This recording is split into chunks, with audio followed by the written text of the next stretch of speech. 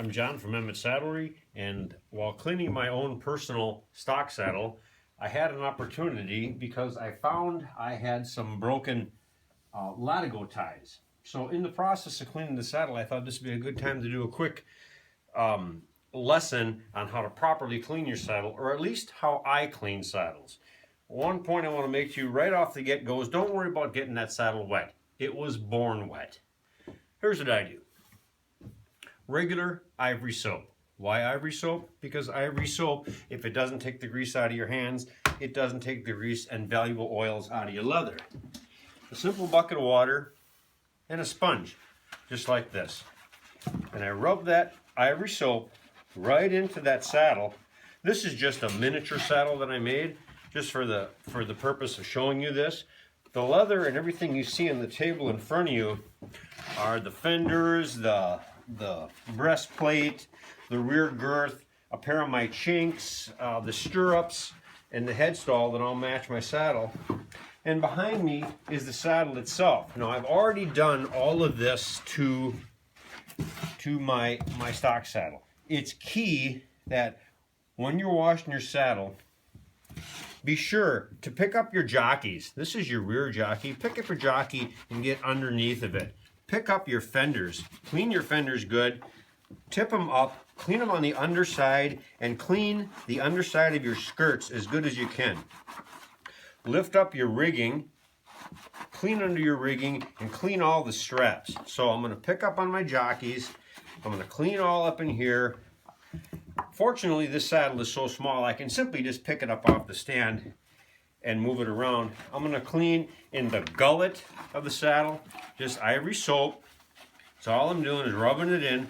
On a tooled saddle, much like mine, my saddle is basket stamped, I'll sometimes take a very soft shoe type brush and go round and round. So once I've cleaned up under everything on the saddle with the ivory soap, incidentally, I don't have any kind of deal with ivory soap. It's the best thing I found that works. And you can use what you want. There are any number of products, but I found ivory soap to be the best.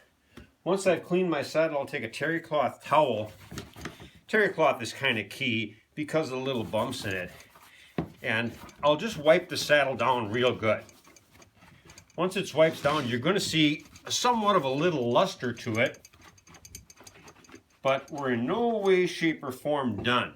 I'm going to pick up my fenders just as I did before, the reverse of what I was doing. I'm going to wipe under my jockeys, under the fenders, the underside of the fenders and the stirrups, under the rigging, under the front jockey, etc. Behind the seat and everywhere you rub that ivory soap in. Now the ivory soap is going to remove the dirt and it's going to leave the beneficial oils in the leather. So there's a really, really quick cleanup on a saddle. Now it would just have some dust and stuff on it. This is actually, if I point to it this way, this is actually a game that you put pegs in the seat that I made. I've made several of these. Now this saddle has to dry completely, and by completely I mean several hours, 10, 12, maybe even overnight, 24 hours, depending on what your humidity happens to be for the day. So that said, we're going to go ahead and set this on the side, and we're going to move right along quickly to the next step. So what I've done here is I've got a simple hot plate, and the hot plate is there, and inside this tin I've got Neat's Foot Oil Compound. Once again, I don't have any kind of deal with Phoebings or Neat's Foot Oil. This is the product that I like to use. There's a difference. There's Neat's Foot Oil Compound and there's Neat's Foot Oil. The difference is simply this. Neat's Foot Oil Compound has chemicals that are leather emollients in it, and Neat's Foot Oil is made with a lot more animal fats than Neat's Foot Oil Compound. The reason I like the compound better is because if your saddles are sitting a long time, the animal fats can induce mouse chew because they smell good, and they could induce your leather to mold depending on how and where you store your saddle. So that said, I just take simple brushes that I bought at the local hardware store, and I heat up my oil with my hot tin, with my hot plate, and I don't burn it. I just get my oil hot enough that I can smell it. Once I start to smell the oil, I know that things are happening. Here we're going to have my cat collars, which go around my stirrups. This is my rear girth, extra wide rear girth for my saddle. We're going to start right there. So I'll go ahead and turn off my hot plate, and I can just barely handle this paint can. And if you look inside, you'll see the oil is very, very liquid. Very liquid, very clear. So here I take my paintbrush, and here's all I have to do. So what I'm going to mention right quick is while I'm doing this, brushing this oil onto this rear girth, it makes an immediate color change. What I want you to notice, there's a real evident shine. Well, as I move from part to part, just brushing that oil right in, just willy-nilly brushing it in, getting it into every groove. No need to take a towel or a washcloth or anything like that, just a paintbrush. But what I want you to notice is as I'm going along, as wet as this is, shiny here, but look, already it's nearly dry. That Neatsfoot oil compound has soaked in almost immediately. So what does that tell me to do? Put on some more oil. So this operation that I'm doing right here could take a lot of oil. It's not uncommon. It is not uncommon for me to use 25% of a gallon of oil on one efficient saddle cleaning and oiling. So I've done the whole top. I'll do my lanyard for my rear girth right here, which hooks up to my front girth. And I don't mind that I'm getting a little oil on my cat collars. It doesn't bother at all. Prior to taking everything off of the saddle, prior to washing my saddle, I removed all of the brass, and you can just swing over there and you'll see any number of brass pieces that belong on my saddle, on my cat collars, and they hold up the saddle latigos. And as I was removing them from the saddle latigos, I realized I had busted one. So next thing I do is go right to the other side, just as quick as that. My rear girth is actually triple thickness. I made it myself, and I want my rear girth to do its job, the job that a rear girth is supposed to do. Keep your saddle down, keep your saddle from bouncing. That's what a rear girth does. And so I have hair side leather on both sides. So this oil is going to soak right in just like nothing on the hair side, or there's no flesh side showing here. I do put Neatsfoot oil compound on the flesh side of leather, and I'm going to show you that right now. Okay, so here's what it looks like. Considerably darker than it was. Just put a little more dab in there where I think it needs it. Just smear it right in without any. You don't have to be a Picasso. You don't have to be neat. Just as neat as you want to be. So we'll take this piece now, and I'm going to set this over here by the saddle bench. Now we're going to go right to a fender, and the reason I'm going to choose a fender next is because I'm going to show you that I do in fact put oil on the reverse side or the flesh side. So these fenders have been cleaned. These fenders are hard bound, so my stirrups stay turned out all the time like I want them to. I never have to turn a stirrup. But here we go, and look at that. I put that Neatsfoot oil compound right on the flesh side of the leather. It's a little bit of a messy job, but it doesn't really bother anything. And as I said early on, don't worry about getting that leather wet. Remember, it was born wet. What is leather after all? It's skin. In this case, it's cowhide, pretty thick, 13 to 15 ounce, 12 to 15 ounce cowhide. So some of this leather that I have here is really thick. So you can see I'm just putting it on, just letting it soak right in, not a care in the world. And what I'm doing here is really putting conditioner onto this leather. The leather just soaks it up. It just loves it. If this leather could talk, it would be purring like a cat because it likes it that much. So we're going to go right to the ends. We're going to get good amounts of Neatsfoot oil compound right into that leather. Now there are others that will tell you to never do this. I don't care. I don't care. Do it. You can do what you like, and you can follow anyone's advice. But I've been at this 40 plus years, and this is how I do it. And my saddles all stay in good working condition, and I charge a fair amount of money to do this to other people's saddles here in my shop. So you can see I'm working now on the basket stamp of the fender. I'm not really working any faster than I normally would, because this is just how fast it goes. When the Neatsfoot oil compound is warmed up, it goes on really, really easily. And more important than that, it soaks in so much better. You can put it on cold if you don't have any kind of heater. It's just not going to go quite as quickly as this, and it doesn't soak in quite as good. So I highly recommend warming your Neatsfoot oil compound. Not heating, warming. If you let it go too long, you're going to find out that Neatsfoot oil compound may ignite. It may ignite. I've had it where I boiled it pretty long accidentally, and it didn't actually ignite, but it got smoky, really smoky. Set the fire alarms off. So we'll go to the next fender right away, same thing. Just like this.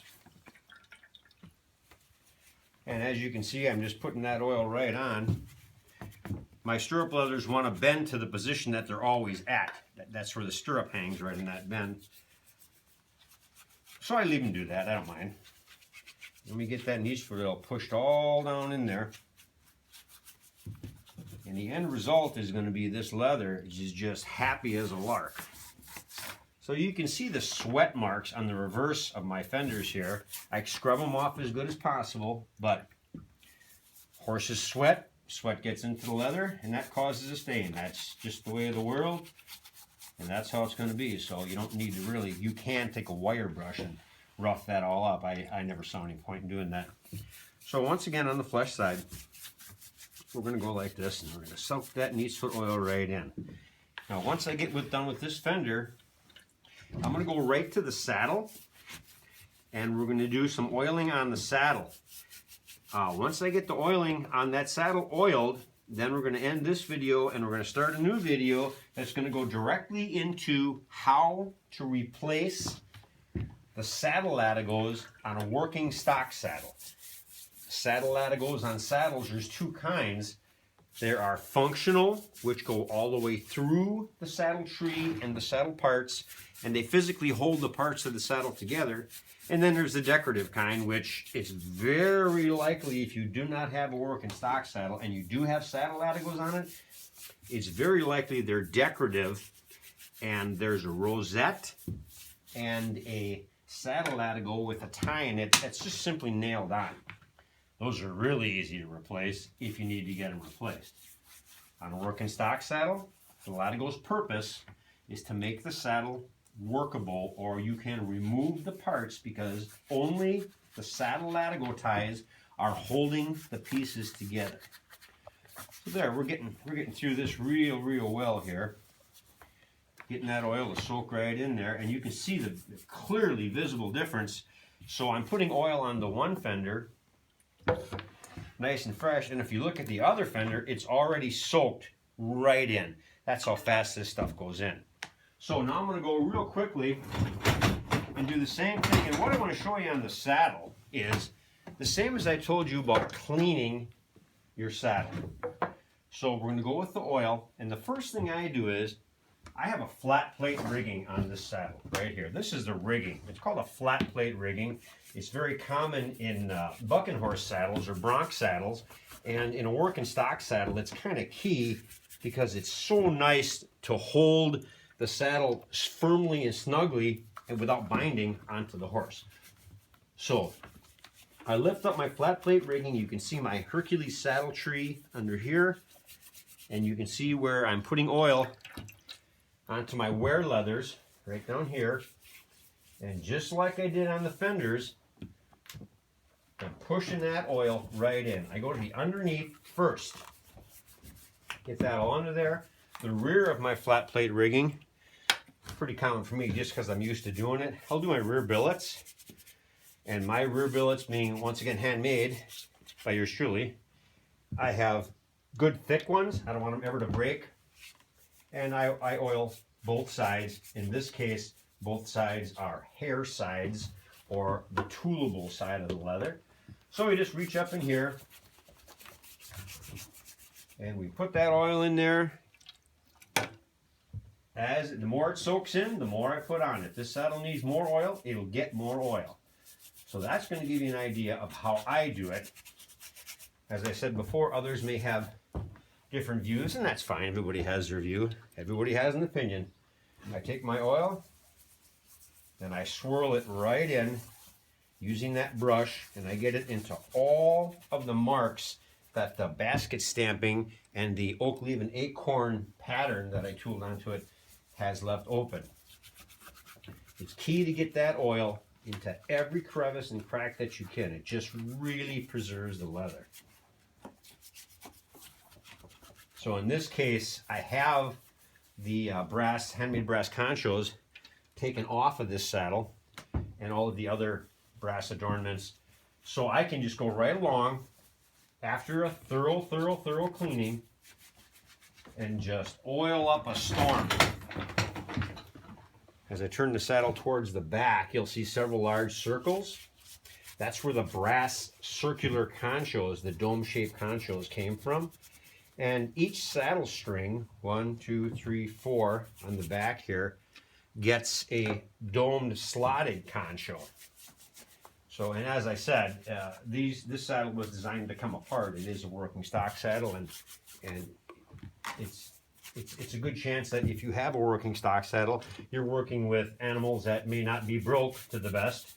And that said, that means that you might need saddle repairs. If the saddle is able to be taken apart, those repairs are a lot easier.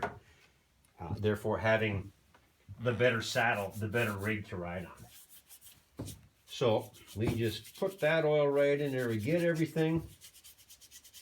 Go right around as many crevices and cracks. If my brush fails, I throw it away. It's a $1 brush. Find them on sale at the discount rack at the hardware. And away we go. And as I said before, you can see how the oil is just soaking right in. So that's what we're going to do there. Get this all up in here. Flat plate rigging under the jockeys. Up on the front jockey here. And I had put about 1.25 inches or so of oil into that paint can before I started, and I'm already down to nearly the bottom. There's only that much oil left. So as I said earlier, don't be afraid to put the oil on. Put it on there. You're not going to hurt a thing. If others want to disagree with that, that's fine and well and dandy. What I'm telling you is how I do it. And once again, I've been at this a while. Emmett Saddlery has worked on many saddles, and this same time-proven method has worked for me the entire time. It takes a little longer, takes a little more work, but the end result is the better quality product. That's also the reason why I don't have somebody else's saddle to clean and oil, because they're all done. And Emmett Saddlery try to get these out the best way. I had very little time to actually work on my own saddles. So there we have it. So that's a rough out of a well-oiled saddle. Get my rear billet here. A well-cleaned and well-oiled saddle. I started cleaning this saddle 2 days ago. I wasn't happy with it, so I went at it once again because I found bits of dirt still in the basket stamping. Just a little more of that ivory dish soap, and bar ivory soap will work equally as well. And I got it all cleaned up. So that's that part of it right there. I'm right down to the bottom. So I'm going to take my buff cloth, just drying my hands off here, and while I'm not going to take any oil off of the saddle, it's going to soak in all by itself. I can just take my buff cloth, and what I want to do is I'm just going to buff one of these really quickly And you should notice an almost immediate sheen from not buffed to buffed. I'll put them a little closer together here. And the terry cloth, it's the deal. It really does well. You can buff this to as nice a sheen as you want. Now, all we have to do is let these dry completely. Once dry, I'll look at them, decide if I need a little more oil. I think I've got these pieces good. I'll finish the rest of all the saddle pieces, and then I'm going to reassemble the saddle, and we'll do a video on how to put stirrup leathers back in, how to put stirrups back on. And for right now, we're going to close this video, and we're going to come right back and show you how to remove and replace a saddle latigo on a working stock saddle. Stay with me.